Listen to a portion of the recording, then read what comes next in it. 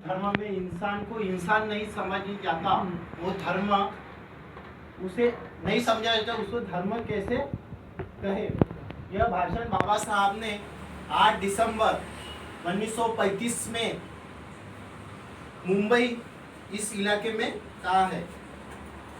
उसके पहले 13 अक्टूबर 1935 में बाबा साहब ने घोषणा कर दी थी कि मेरा जन्म हिंदू धर्म में हुआ है, पर वो मेरे हाथ में नहीं था, पर मैं हिंदू धर्म में मरूंगा नहीं, यह मेरे हाथ में है।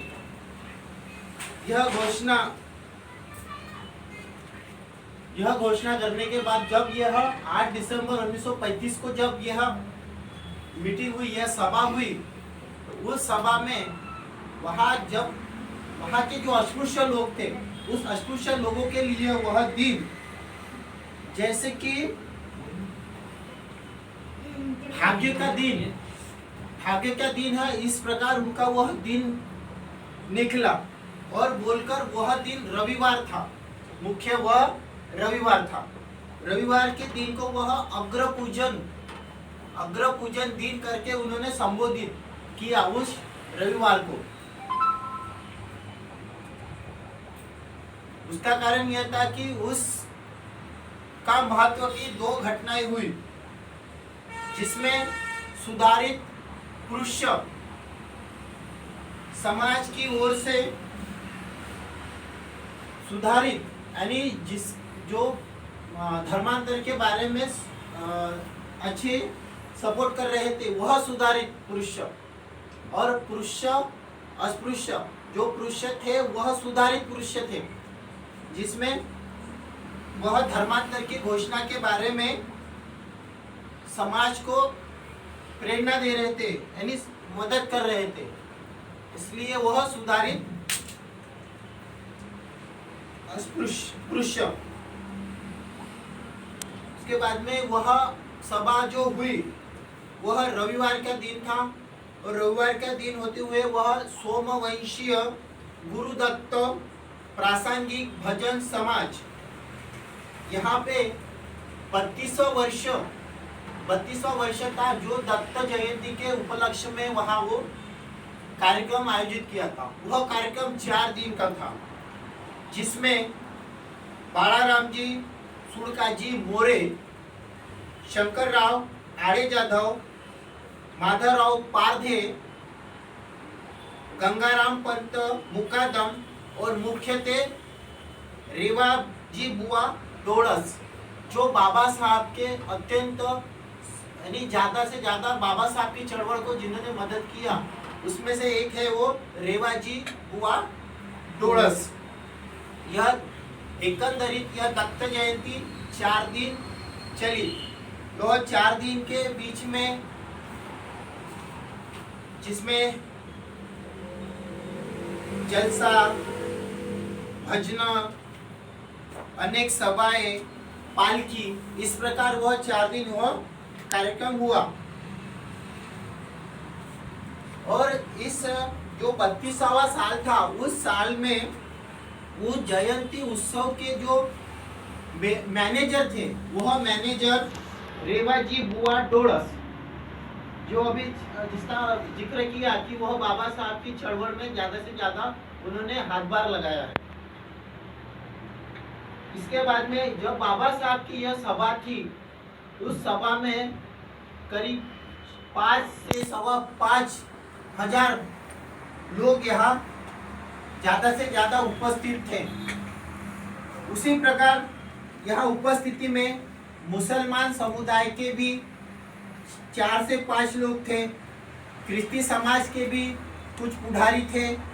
उसके बावजूद वहाँ पारसी समाज से एक वृद्ध यह भी उपस्थित था। इसी प्रकार सभा शुरुआत थी, और ये जो बड़े बड़े वक्ताएं पुजारी यह आना चालू ही था। चालू होते हुए बाबा साहब भी थोड़ा लेट हो चुके थे। इसके कारण वहाँ के अस्पृश्य समाज के जो लोग थे, उनकी ध्यान बाबा साहब के आने के ऊपर ही टिका हुआ था, लगा हुआ था। उसके प्रकार बाबा साहब वहाँ पहुँच चुके। बाबा साहब पहुंचते ही सभी लोगों का ध्यान बाबा साहब की ओर पड़ा और बाबा साहब की राह वो बाकी लोग देख रहे थे। इसलिए जब बाबा साहब वहां पहुंचते ही वहां जो 5,000 के आसपास के लोग थे वह संख्या बढ़कर 10,000 के आसपास पहुंच चुके। उसके बाद बाबा साहब का भाषण कुछ वक्त के बाद, एक दो वक्ताओं के भाषण होने के बाद बाबा साहब का भाषण शुरुआत हो गया। बाबा साहब के भाषण में बाबा साहब ने शुरुआत में सभापति महोदय, बंधु और भगिनियों, इस वाक्य से बाबा साहब ने अपने भाषण को शुरुआत की। बाबा साहब ने वहाँ पहले ही स्पष्ट कर दिया कि इस साल में जो दत्त जयंती है, यह दत्त जयंती उत्सव में भाषण करना उचित नहीं है। इस जगह धर्मांतर के बारे में बात रखना उचित नहीं है, पर धर्मांतर के बारे में मेरा विचार पक्का, यानी मैं धर्मांतर करने वाला हूँ, यह मेरा विचार पक्का है, पर मैं धर्मांतर करूंगा, पर आपके कारण मैं यहाँ रुका हूँ। वहाँ के अस्पृश्य धर्म, क्रिश्चियन धर्म में आप जा सकते हो और उस जाने के कारण अपने समाज में, अस्पृश्य समाज में फूट गिर सकती है, यानी वो फूट प्रकार हो सकता है। इसलिए आप पर धर्म में जाओगे, पर आपका उस वहां जाने से कुछ हित होने वाला नहीं है, और आपका हित इसमें है कि आप एक साथ, जब मैं बोलता हूँ तब आप अगर धर्मांतर करते हो, उसमें है आपका हित है। आप विचार करिए, है ना। बाबा साहब कहते हैं कि आपका जब विचार पक्का हो जाता है, उसके बाद में बाबा साहब हिंदू धर्म के बारे में वहाँ के अस्पृश्य लोगों को बताते हैं कि हिंदू जहर यह अमृत नहीं बन सकता। उसके बाद में बाबा साहब फिर से यह हिंदू धर्म किस प्रकार से विष है, इसके बारे में दो स्टोरियां यहाँ बताते हैं। उसके बाद में जो दूसरी स्टोरी है वह नासिक की है, जो जस्ट कथित हुई थी, यानी जो घटना बस कुछ दिन के पहले ही घटी हुई थी, वह नासिक की घटना है जो नांदूर गांव में हुई। और नांदूर गांव में जो दो महार समाज की दो महिलाएं थी, उस महार समाज की दो महिलाएं जो क्या होती है, उस घास के पेंडिया को काट कर लेके जा रहे थे। तो उसे समाज मराठा समाज का जो व्यक्ति था, उसने कहा कि यह मेरे खेत से आप घास की पेंडिया लेके जा रही है। इसने वो आरोप किया, और उस आरोप पे हमारी महिलाओं ने बताया कि हम आपके खेत से वो घास नहीं लेके जा रहे। फिर भी उसने आरोप रखा, और उसने उस महार समाज की जो लोगों का जो खेत था, उस खेत में उन्होंने जो बैल गैया उन्हें छोड़कर वहाँ का उसका नाश धूल कर दिया, नुकसान कर दिया। इसलिए बाबा साहब फिर से वहाँ कहते हैं कि जिस प्रकार यह हिंदू धर्म विष है, उसी प्रकार बाबा साहब फिर से कहते हैं कि हिंदू धर्म यह नरक भी है। और इसलिए बाबा साहब आगे कहते हैं कि धर्मांतर के बारे में मेरा निश्चय, आपका जो निश्चय है वो जब तक पक्का होता नहीं, तब तक मैं आपके लिए यहाँ रुका हूँ। यह मुंबई इलाके में महार लोगों की परिषद में भरने वाली है।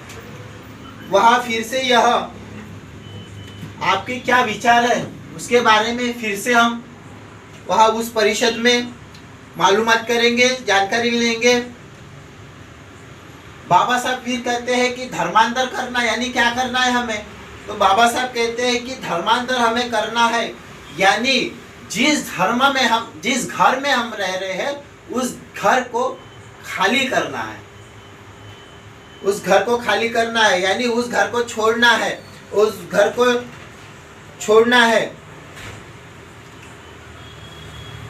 जिस वक्त आप सबका विचार पक्का हो जाएगा, उस दिन हम सब मिलकर इस घर को छोड़ देंगे।